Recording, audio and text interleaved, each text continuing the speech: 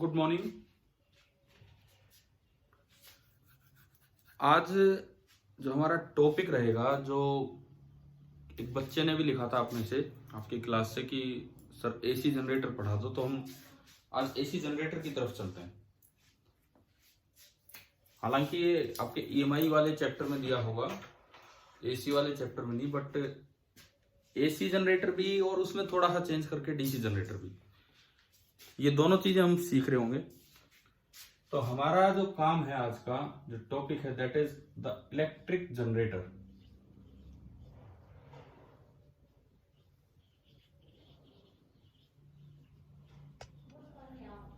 Sir board पूरा नहीं दिख रहा। एक मिनट, ये थोड़ा सा जूम हो गया है। ठीक है, अभी यस सर। इलेक्ट्रिक जनरेटर एक मतलब बड़ा अच्छा टॉपिक है। ये ईएमआई और एसी में मिला के दो ही डिवाइसेज है जो हमसे 5-5 नंबर में पूछ ली जाती है सीबीएसई एग्जाम में। एक इलेक्ट्रिक जनरेटर और दूसरा ट्रांसफॉर्मर। तो ट्रांसफॉर्मर भी अगर रिवाइज करना हो तो बता देना, लेकिन आज की क्लास जो हम ले रहे हैं वो हम ले रहे हैं इलेक्ट्रिक जनरेटर के ऊपर। ट्रांसफॉर्मर का मैंने एक वीडियो लेक्चर आपको पहले दिया था, अगर किसी ने नहीं किया हो तो वहां से भी वो देख सकता है, उसमें पूरा डिटेल में ही है वो सारा काम। देखो, जनरेटर जो होता है ये जस्ट एक एनर्जी कन्वर्टर होता है। ये कौन सी एनर्जी को किस में कन्वर्ट करता है? It simply converts mechanical energy to electrical energy. Mainly यही इसका काम है, और नहीं, बस इतना सा ये काम करेगा। Based on the principle of electromagnetic induction. EMI हमें कहता है कि अगर किसी लूप में फ्लक्स जो है, फ्लक्स मैग्नेटिक फ्लक्स, अगर वो टाइम के साथ चेंज हो रहा हो तो वहां एक ईएमएफ इंड्यूस होता है, और जो आगे करंट का रूप ले लेता है अगर सर्किट क्लोज हो। तो यही हमें देखना है इसमें कि कैसे क्या होगा। तो इसमें सबसे पहले हम पढ़ते हैं, अल्टरनेटर भी बोल देते हैं उसे, या एसी जनरेटर भी बोल देते हैं।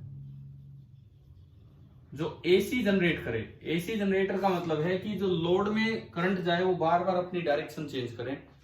अल्टरनेटर या एसी जनरेटर, ये चीज हम देखें। तो देखो, बड़ा इंपॉर्टेंट पार्ट है सबसे पहले इसका construction part.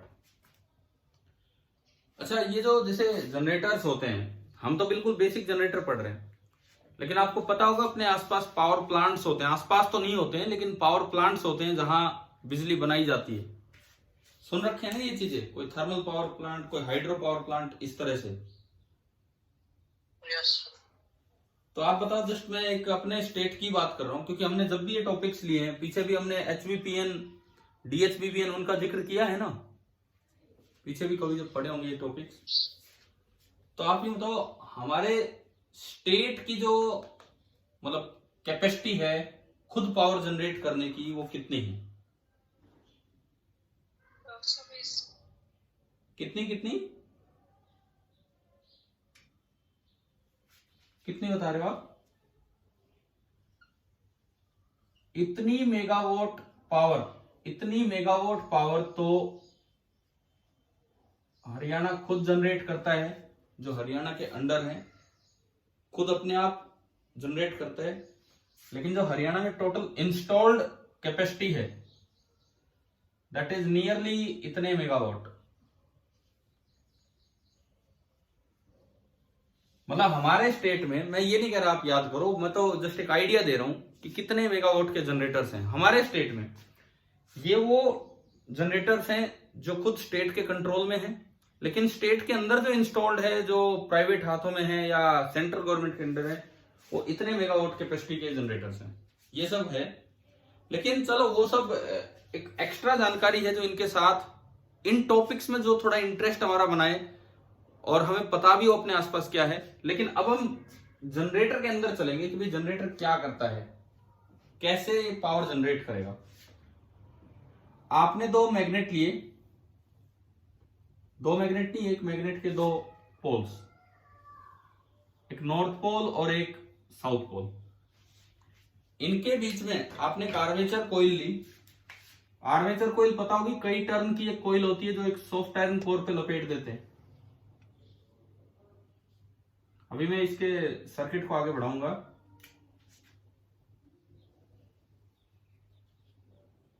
This is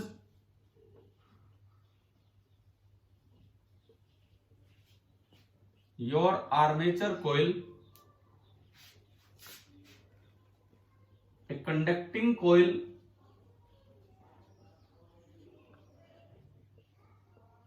of many turns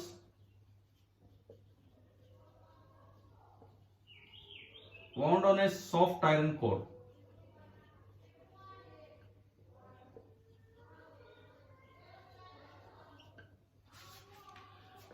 भाई वो स्टूडेंट हैं क्या क्लास में जिन्होंने मुझे मैसेज किया था कि जनरेटर पढ़ा दो?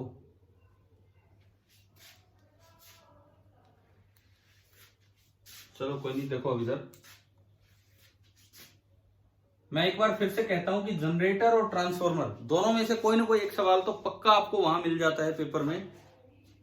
5 नंबर का भी आ सकता है, 3 नंबर का भी आ सकता है, 2 नंबर का भी, तो वो तो डिपेंड करता है किस तरह से उन्होंने दिया है। ये आपकी आर्मेचर कॉइल है। हाँ बताओ, ये घूमेगी कब? क्या सप्लाई देंगे तब घूमेगी या किसी और सोर्स से घुमानी पड़ती? बताएं, सप्लाई देने पे घूमेगी या किसी और सोर्स से घुमानी पड़ेगी कॉइल? जनरेटर हमें बिजली देता है या हम जनरेटर को बिजली देते हैं? हमें बिजली देता है। हाँ, तो इसका मतलब यह है कि मोटर नहीं है, हमको इसको सप्लाई नहीं देंगे। हम एक एक्सटर्नल सोर्स से इसको एनर्जी देकर रोटेट करेंगे। फ्रॉम एक्सटर्नल सोर्स से आप इसको घुमा रहे होंगे with some angular velocity omega. अच्छा, एक्सटर्नल सोर्स क्या होता है? जैसे आपने जेन सेट देखे होंगे, जनरेटर सेट छोटे, वो देखे कि शादी ब्याह में वो ट्यूबलाइट लेके चलते हैं साथ, कई तो एक जनरेटर सेट भी चलता रहता है छोटा, देखा है क्या? या नहीं? अरे लाइन से चलते रहते तो एक जनरेटर सेट भी चलता रहता है, जेन सेट बोल देते हैं उसे सिंपल।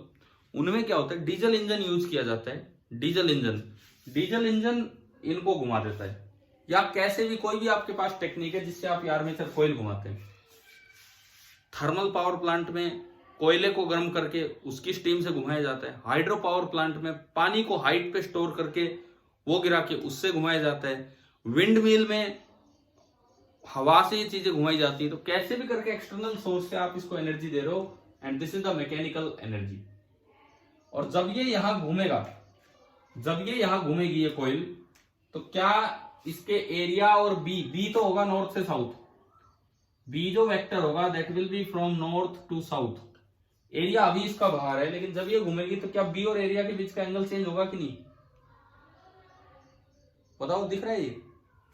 बी और एरिया के बीच का एंगल चेंज होगा, it means magnetic flux change होगा, और मैग्नेटिक फ्लक्स चेंज होगा तो ईएमआई हमें कहता है कि वहां कोई ईएमएफ इंड्यूस होगा।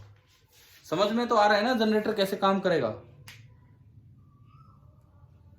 Yes sir. ठीक है, अब इसकी कंस्ट्रक्शन पूरी करो। अगर आप एसी जनरेटर पढ़ रहे हैं, अल्टरनेटर पढ़ रहे हैं, एसी जनरेटर, तो इसमें मेरा सवाल आपसे ये है, हम स्प्लिट रिंग यूज करते हैं कि स्लिप रिंग यूज करते हैं? हम स्प्लिट रिंग यूज करते हैं कि स्लिप रिंग? इनमें डिफरेंस भी पता है कि नहीं, क्या है? अरे जवाब दिया करो ताकि मैं समझाऊं फिर आगे। इनमें डिफरेंस पता है स्लिप रिंग और स्प्लिट रिंग में?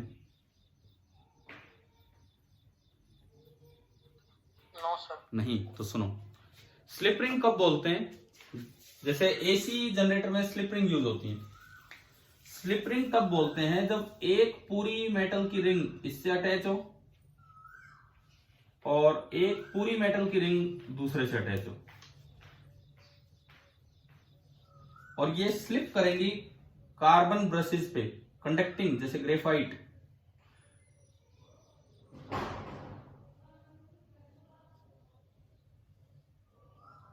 मतलब अगर मैं इस रिंग को नाम दूं R1 और इस रिंग को नाम दूं R2, तो R1 पूरे चक्कर के दौरान इसी ब्रश पे रहेगी जो मैंने इस साइड ब्रश दिखाई है, और R2 पूरे चक्कर के दौरान दूसरी ब्रश पे ही रहेगी। इनको हम बोलते हैं slip ring.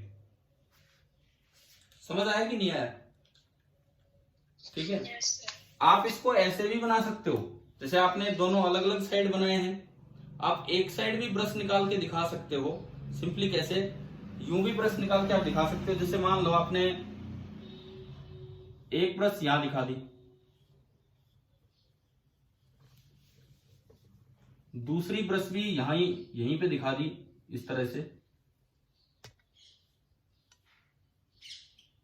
These are the two carbon brushes. ये हमने दो कार्बन ब्रशेज ली और इनके ऊपर रिंग्स स्लिप करेंगे। एक जैसे इससे अटैच है, एक जैसे इससे अटैच है। कैसे बनाऊं मैं रिंग? हाँ, ये एक गोल सी रिंग है जो इस पे स्लिप करती रहेगी। या आप इसको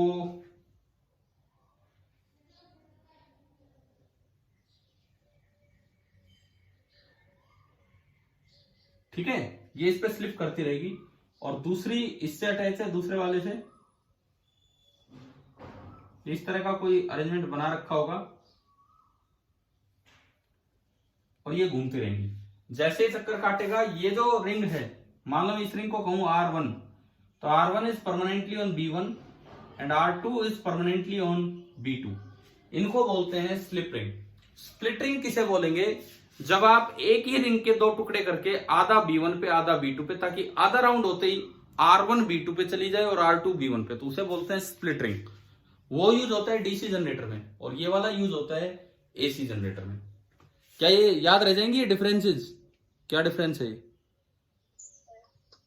ठीक है। और यहां से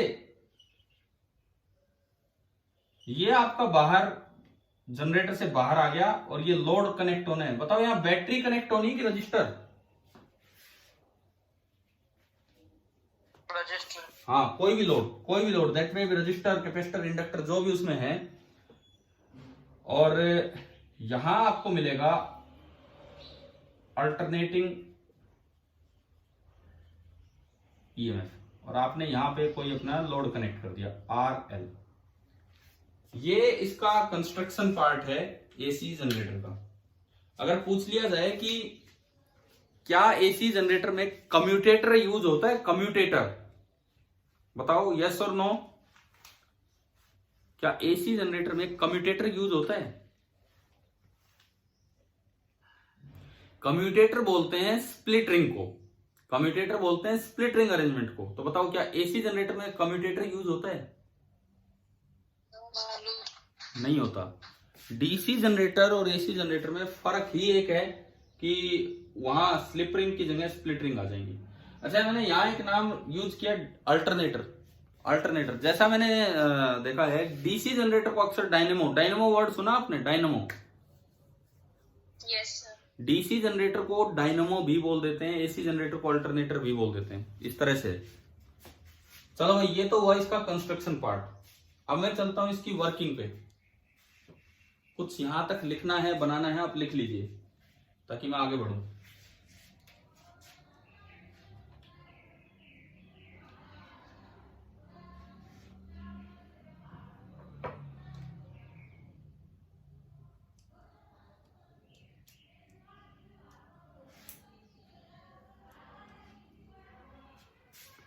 इसको रोटर भी बोलते हैं। ये जो है ना, ये पार्ट, रोटेटिंग पार्ट, इसको रोटर भी बोलते हैं। और सिमिलरली बाहर वाले जो ये स्टेशनरी पार्ट, इनको स्टेटर भी बोलते हैं। ये तो टर्म्स है जो यूज कर दी जाती है, स्टेटर एंड रोटर। नाम से पता लग रहा है, स्टेटर मतलब स्टेटिक पार्ट, रोटर मतलब रोटेटिंग पार्ट।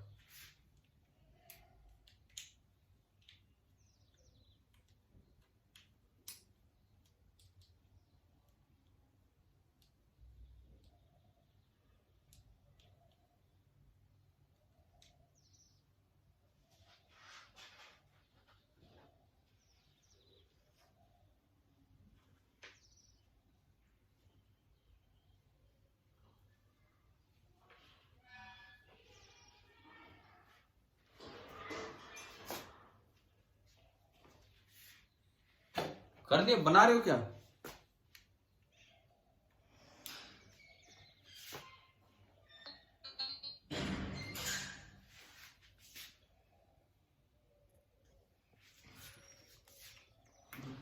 मैंने आज जानबूझ के क्लास 6:15 से 7 की थी, केवल इसलिए कि भाई क्या पता कुछ 5 बच्चे और जुड़ जाएं।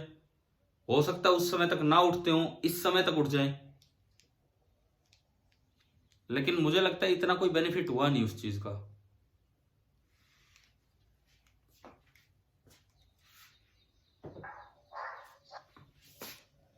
चलें आगे बढ़े क्या? बताओ, हो गया तो ये नोट?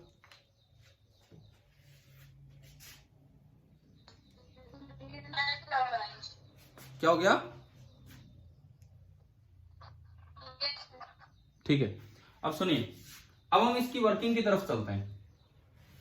किस तरह से ये काम करेगा और कैसे अल्टरनेटिंग करंट देगा, वो चीजें हम देख रहे होंगे।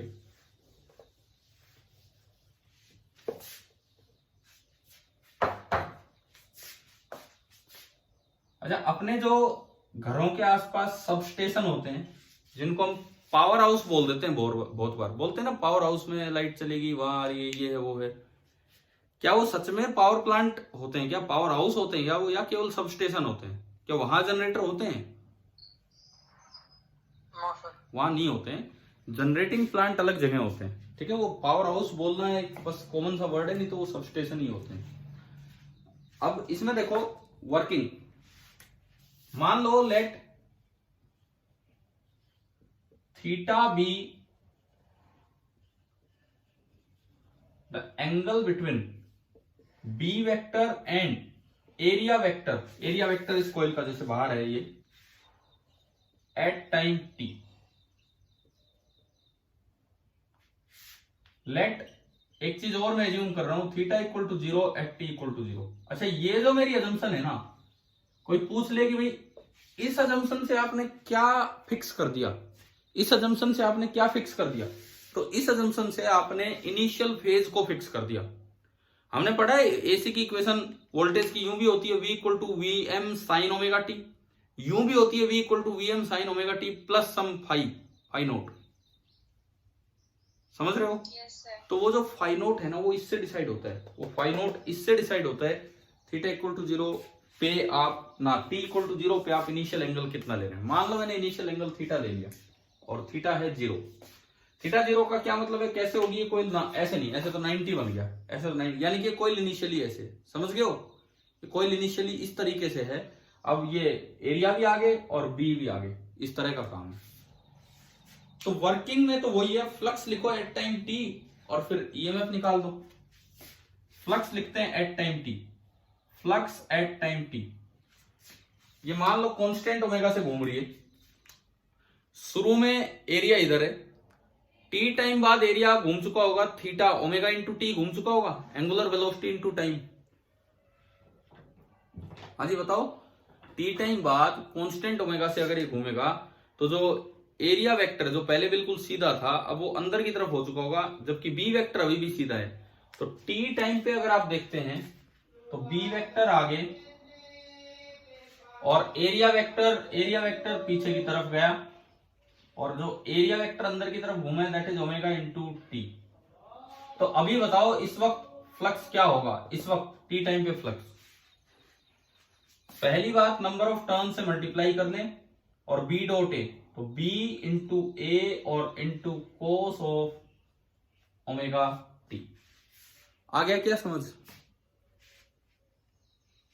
Yes sir. ठीक है, तो मेरे पास flux as a function of time आ गया, बी ए एन ये तो बाहर है और कोस ओमेगा उसके अंदर कांस्टेंट है, लेकिन टाइम एक वेरिएबल। लेकिन this flux is varying with time, तो according to Faraday and Henry some EMF will be induced. ये होगा, अब वो अल्टरनेटिंग होगा डायरेक्ट होगा, उसको भी चेक करेंगे।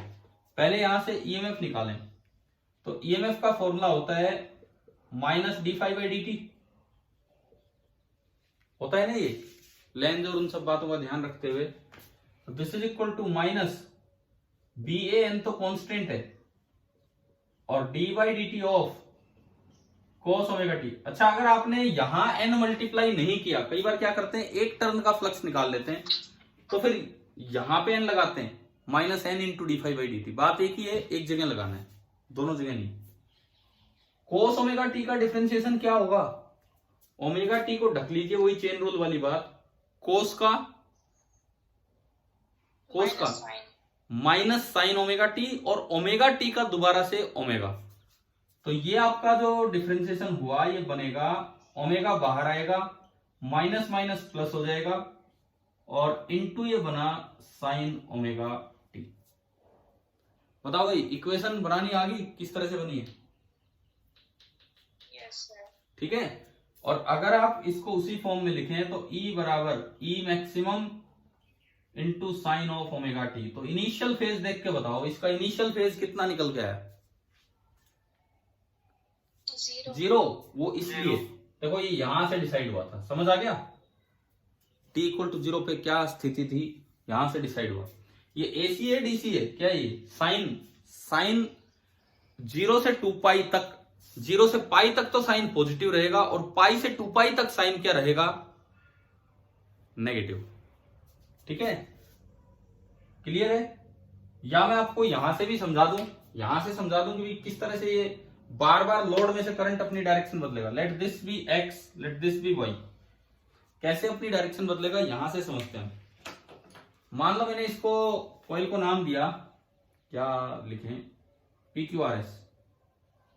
सपोज PQRS मैंने नाम दिया कॉइल को। आपको फ्लेमिंग राइट हैंड रूल आता है? फ्लेमिंग राइट हैंड रूल है, ध्यान, फ्लेमिंग राइट हैंड रूल।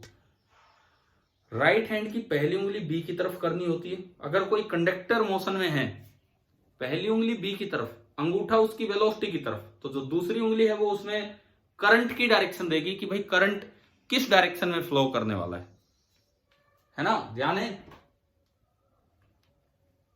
अरे याद आ रहा है right hand rule, Fleming's right hand rule. ठीक है, तो इसको देख के बताओ, PQ को देख के बताओ, फिलहाल PQ बाहर आना चाह रही है कि अंदर जाना चाह रही है? PQ बाहर आएगी।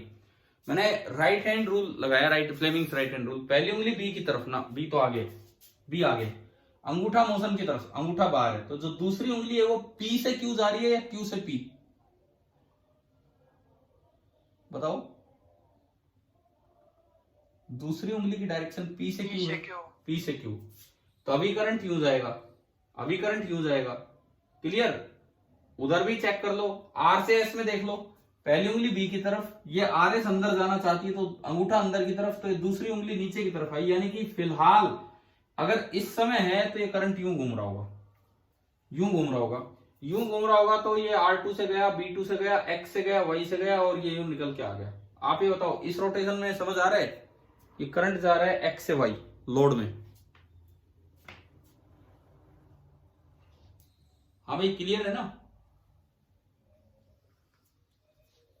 ठीक है, दोबारा बताऊं ये डायरेक्शन?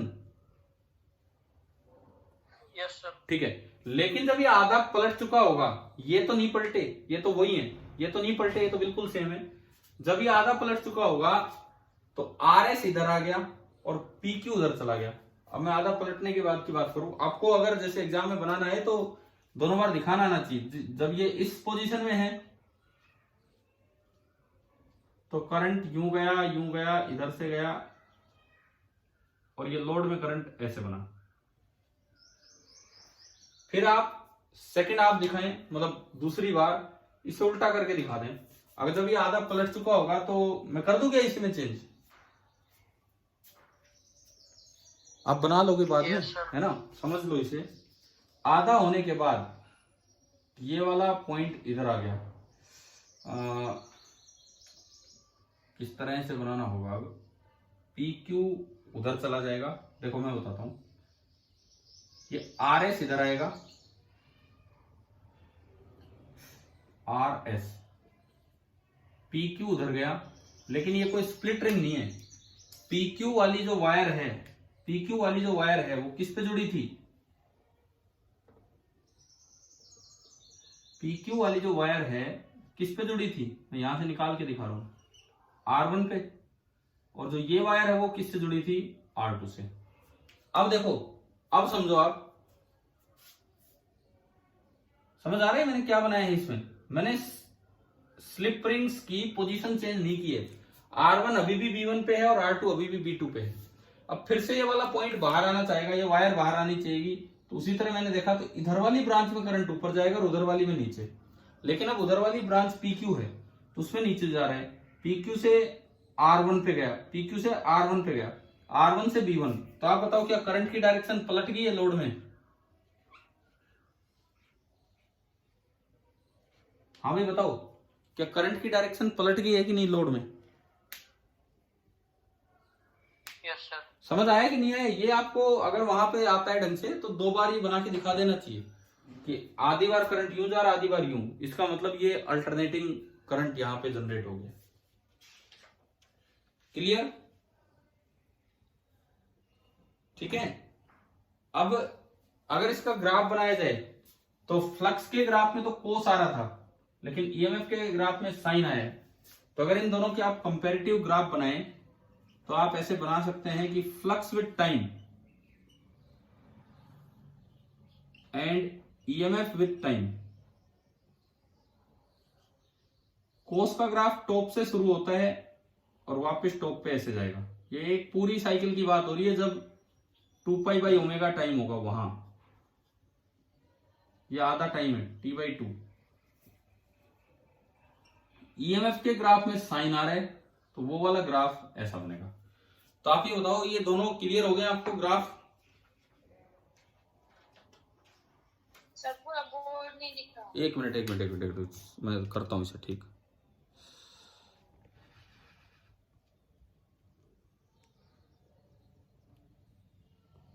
अभी विजिबल है ना अगर मैं इतनी छोटी भी स्क्रीन रखता हूं तो? Yes sir. Yes sir. ठीक है। तो ये आपके ग्राफ है इन एक्सप्रेशंस के अकॉर्डिंग। ये था आपका single phase AC generator.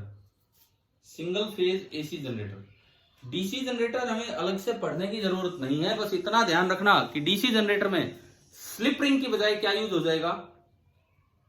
Split ring. उसे कम्यूटेटर भी बोलते हैं। उसका काम क्या होता है? देखो, आर्मेचर में बार बार कोयल में डायरेक्शन बदलेगी। कभी अभी होगी RSQP, पहले थी PQRS। उसके अकॉर्डिंग ये भी अपनी बार बार डायरेक्शन बदल रही है। तो वो एक ऐसा अरेंजमेंट होता है, आमने सामने रख दी जाएंगी। जैसे ही ऊपर डायरेक्शन बदलेगी R1 भी अपना ठिकाना बदल के B2 पे आ जाएगा। जैसे ही ऊपर डायरेक्शन बदलेगी R1 रिंग अपना ठिकाना बदल के B2 पे आ जाएगी, और B2 पे आते ही वंस अगेन करंट X से Y ही रहेगा। यानी कि ये बदलता है तो ये बदल जाएगा, तो बार बार लोड में से करंट चेंज नहीं होगा और कोई डिफरेंस नहीं है। समझ गए डीसी जनरेटर क्या होता है? Yes sir. है ना? जैसे ही आर्मेचर कोयल में डायरेक्शन बदलती है, कम्यूटेटर यहां बदल देता है उनका ठिकाना, लेकिन लोड को फर्क ही नहीं पड़ता, उसमें सेम डायरेक्शन में करंट आता रहता है। ये आपका होता है डीसी जनरेटर। अगर उसमें इसका ग्राफ बनाना तो मोड़ लग जाता है, मतलब जो नीचे बना वो ऊपर बना। अच्छा, अब एक चीज ये है कि जो जनरेट हुआ, जो बिजली बनी, उसकी फ्रीक्वेंसी क्या है? उसकी फ्रीक्वेंसी, उसकी एंगुलर फ्रीक्वेंसी कितनी निकल के आ रही है? जो बिजली बनी उसकी एंगुलर फ्रीक्वेंसी कितनी निकल के आ रही है? ओमेगा। और ओमेगा तो क्या था, जो हमने एक्सटर्नल सोर्स से आर्मेचर को घुमा के ओमेगा दिया है। यानी कि आपकी फ्रीक्वेंसी डिसाइड होती है किससे? कि आप किस स्पीड से इस कॉइल को घुमा रहे हैं। जैसे इंडिया में फ्रीक्वेंसी कितनी है? 50 हर्ट्ज। पता है हमें एसी की, इंडियन एसी की फ्रीक्वेंसी 50 हर्ट्ज। यूएस में और कई कंट्रीज में 60 हर्ट्ज है। तो वो सब इस पे डिपेंड करता है कि आप किस तरह से घुमाते हैं, लेकिन पूरी कंट्री में एक ही फ्रीक्वेंसी चलेगी, फ्रीक्वेंसी चेंज नहीं होगी। तो ये बताओ आप कि आपको एसी जनरेटर और कैसे उससे डीसी बनता है, ये समझ आ गया? Yes sir. अब इसमें काम का जो फॉर्मूला है, जिस पे डायरेक्ट सवाल भी आ जाते हैं, ये है कि जो पीक वैल्यू जनरेट होती है EM, दैट इज BA⍵N। अगर ये तब है यार, देखो जो एक्सिस ऑफ रोटेशन है रोटर का, कोइल का, और जो B आपने अप्लाई कर रखा है, उन दोनों के बीच का एंगल कितना है? 90। एक्सिस ऑफ रोटेशन और B के बीच का एंगल 90 डिग्री है। उस वक्त ये जो मैक्सिमम EMF इंड्यूस होगा, दैट इज BA⍵N। आपकी बुक में, NCERT text book class 12th में पेज नंबर 226 पे शायद वो कमला वाला क्वेश्चन होगा, देखा है वो? कमला बहन जी कोई साइकिल चला रही है, उससे जनरेट कर रही है। सुना है क्या ये सवाल? देखा है? नहीं देखा है तो बुक खोल लो। Yes sir. मिल गया? कमला पेडल से, और इसके बिल्कुल ऊपर इन्होंने ग्राफ विद डायग्राम बना के दिखा रखा है। ग्राफ विद डायग्राम बना के दिखा रखा है। शुरू में थीटा 0 है तो ऐसे होगा, उस वक्त ईएमएफ ऐसा है। बिल्कुल इससे ऊपर बुक में आपके दिखा रखा है ग्राफ विद डायग्राम। ठीक है। और एक और चीज समझ आ रही है, जब फ्लक्स मैक्सिमम है तो ईएमएफ 0 है, और वो मैक्सिमम मिनिमा से भी है, क्योंकि फाई मैक्सिमम होगा तो d phi by d t 0 होना ही होना है। ये कमला वाला एक बार क्वेश्चन देखते हैं। कमला pedals a stationary bicycle. The pedals of the bicycle are attached to a 100 turn coil. N दे दिया, N दे दिया आपको 100, ठीक है। एरिया 0.1 मीटर स्क्वायर, ए भी दे दिया। The coil rotates at half a revolution per second. Number of revolution per second is known as the frequency. Number of revolution per second is known as the frequency. तो half ए revolution पर second मतलब new आपको दिया है half hertz, तो omega कितना होगा? Omega होता है 2 pi into new, 2 pi by T या 2 पाई इंटू न्यू। समझ गए हो? पाई को 3.14 ले लेना, ये समझ जाओगे ना। नंबर ऑफ रिवॉल्यूशन पर सेकंड इज फ्रीक्वेंसी, वो हाफ दे रखी है, हाफ हर्ट्ज। और एक यूनिफॉर्म मैग्नेटिक फील्ड में रखा है, बी दे दिया 0.01 tesla, perpendicular to the axis of rotation of the coil. Perpendicular to the axis of rotation of the coil. What is the maximum voltage generated in the coil? Same ये कर लोगे ना आप, ये बी ओमेगा एन लगा के। Yes sir. ठीक है। अब सुनो, एक और इसमें मैं पॉइंट बताता हूं। जनरेटर इतना ही है आपके लिए तो बहुत है। आपने सुना neutral wire, live wire, neutral wire? Yes sir. तो ये न्यूट्रल वायर का क्या मतलब है? न्यूट्रल वायर,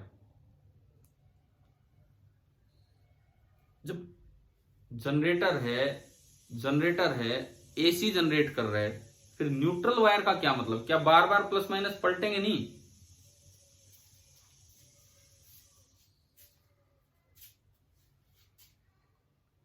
ये सुन तो रखी है ना वर्ड्स, न्यूट्रल वायर और ये सब चीजें। Yes sir. सुनो, होता क्या है, अपने 3 फेज जनरेटर होते हैं, जो पावर सप्लाई आती है उसमें 3 फेज जनरेटर कुछ अलग नहीं है। एक कोइल यूं लगा दी, एक कोइल इसी के साथ रिजिडली किसी एंगल पे अटैच कर दी, तीसरी कोइल उसके साथ रिजिडली किसी और एंगल पे, और इन सबको सेम ओमेगा से घूमने दिया, साथ साथ घूमते गए। एक जितना घूमेगी दूसरा उतना, तीसरा उतना, इस तरह से। एक का थीटा 0 था, टी बराबर 0 पे, दूसरे का थीटा कुछ और होगा, तीसरे का कुछ और होगा। 120 डिग्री का ले लिया जाता है डिफरेंस बराबर सा। तो जो इक्वेशन बनेगी, फर्क आपके समझ आ रहा होगा, फर्क केवल यहां आना है। एक में अंदर बना साइन ओमेगा टी, क्योंकि यहां 0 था। दूसरे में यहां कुछ भी थीटा होगा, साइन ओमेगा टी प्लस वो आ जाएगा। तीसरे में वहां कुछ और होगा, साइन ओमेगा टी प्लस वो आ जाएगा।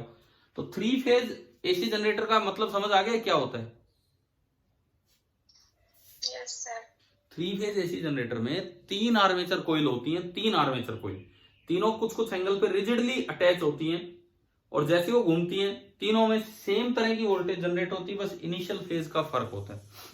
तो एसी में हमने ये भी पढ़ा है, फेजर एडिशन होता है।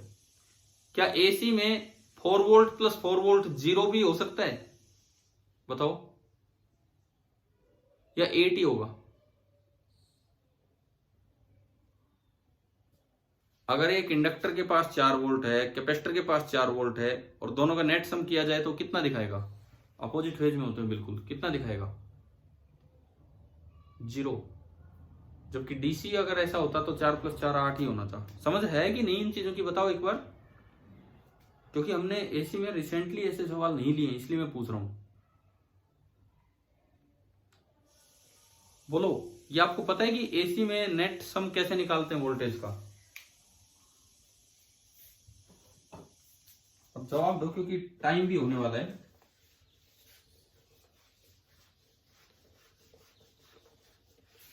पहले तो मैं न्यूट्रल का मतलब आपको बता दूं। जो 3 फेज सप्लाई होती है, जो आपकी 3 फेज सप्लाई होती है, उसमें एक ऐसी वायर होगी कि तीनों की वजह से वहां पे जो वोल्टेज का नेट सम बनेगा, फेजर सम, वो 0, नियरली 0 हो रहा होगा, नियरली 0।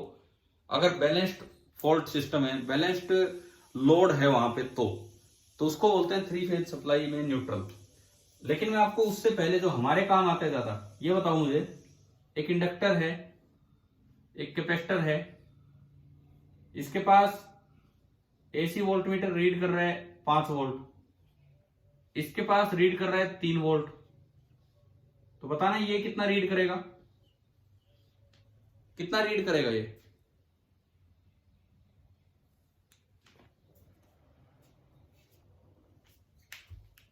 देखो हमसे 3 फेज सप्लाई का नहीं पूछा जाना, लेकिन हमसे ये चीजें तो पूछी जा सकती है वहां पे। एक बार ये बताओ, आवाज आ रही मेरी? आपका रिप्लाई आना ही बंद हो गया है। यस ठीक है। Yes sir. वो 3 फेज में न्यूट्रल क्या होता है, ठीक है छोड़ो उसको, मैंने बता दिया कि भाई तीनों वोल्टेजेस की वजह से नेट वोल्टेज नियरली जीरो हो, उस ब्रांच को बोलते हैं न्यूट्रल वायर। लेकिन वो नहीं पूछना हमसे, हमसे तो ये पूछेंगे इस तरह के, बताओ ये कितना रीड करेगा, ये सॉरी मैं वोल्ट मीटर लगा रहा हूं यहाँ, ये वोल्ट मीटर कितना रीड करेगा। अगर ये 5 वोल्ट दिखा रहा है, 3 वोल्ट दिखा रहा है, तो इसमें ना फेजर सम करना होता है। सुनिए, दोनों सीरीज में है, ये तो वोल्ट मीटर लगाए हैं, दोनों सीरीज में है तो दोनों में सेम करंट जाएगा। दोनों सीरीज में है तो जो करंट इसमें जा रहा होगा वही इसमें जा रहा होगा। आईएल और आईसी सेम होगा कि नहीं, बताओ, समझ आया? यस ठीक सर। है, तो दोनों का फेज भी सेम है। अब इंडक्टर में हमने पढ़ा है कि करंट 90 डिग्री पीछे होता है तो वोल्टेज 90 डिग्री आगे होगी। ये करंट की लाइन मान लो तो वोल्टेज 90 डिग्री आगे होगी, 5 वोल्ट। कैपेसिटर में हमने पढ़ा है कि करंट 90 डिग्री आगे होता है, ये करंट की लाइन मानी, तो वोल्टेज 90 डिग्री पीछे होगी, 3 वोल्ट। और इनका वेक्टर सम कर दो। अभी अपोजिट डायरेक्शन में दो वेक्टर बने तो 5 और 3, तो ये कितनी रीडिंग देगा, ये 2 वोल्ट। समझ गए हो? अगर मान लो इससे आगे एक रजिस्टर और लगा हो और वो रीडिंग दिखा रहा है 2 वोल्ट, और अब आपने इसको यहां कनेक्ट कर दिया, अब बताओ ये कितनी रीडिंग देगा। अब तीनों का वेक्टर सम, जो इंडक्टर में करंट जा रहा है वही कैपेसिटर में जा रहा है, वही रजिस्टर में जा रहा है, तीनों में करंट सेम जा रहा है। रजिस्टर में वोल्टेज और करंट सेम फेज में होते हैं, याद है हमें? यस तो रजिस्टर की जो वोल्टेज होगी 2 वोल्ट, वो इधर बनेगी, इधर करंट वाली डायरेक्शन में। अब 5 और 3 का वेक्टर सम, 2 अपोजिट डायरेक्शन में है तो दिस इज इक्वलेंट टू 2 ऊपर और ये 2 इधर, इनका वेक्टर सम कर दो। 2 और 2 का वेक्टर सम कितना होगा, 2√2। तो अब जो इसकी रीडिंग होगी वो हो जाएगी 2√2 वोल्ट। क्या ये वाली चीजें समझ आ गई क्या? Yes sir. ठीक है, वो 3 फेज सप्लाई हमसे नहीं पूछेंगे, लेकिन ये चीजें हमसे पूछ सकते हैं। चलो अब ये मीटिंग अपनी फिनिशिंग की तरफ है। आप ये बताओ कि आज आपको जनरेटर समझ आ गया, एसी जनरेटर? यस सर ठीक है, आप लोग अपना टॉपिक मुझे सेंड कर दिया कीजिए, मैं कॉमन उसे ग्रुप पे भी डाल दूंगा। ये तो मैं आज लिखना भूल गया था। अगर आपको कोई पढ़ना हो टॉपिक इस तरह से कॉमनली बता देंगे, ताकि अगली क्लास में बच्चे भी वो पढ़ के रखें, अगर कोई आपकी स्पेशल डिमांड है तो। नहीं तो फिर हम ईएमआई और इसको ही आगे कंटिन्यू करेंगे। और कोई एसी में कोई डाउट आया हो, कहीं आपने कुछ पढ़ा हो, ट्राई किया हो, बताओ। नहीं तो फिर हम आज की मीटिंग को ऑफ करते हैं, कल सुबह मिलेंगे। बताओ 7 बजे या 6:15 पे, कितने बजे, कितने बजे आना चाहते हो आप मीटिंग में, क्लास में?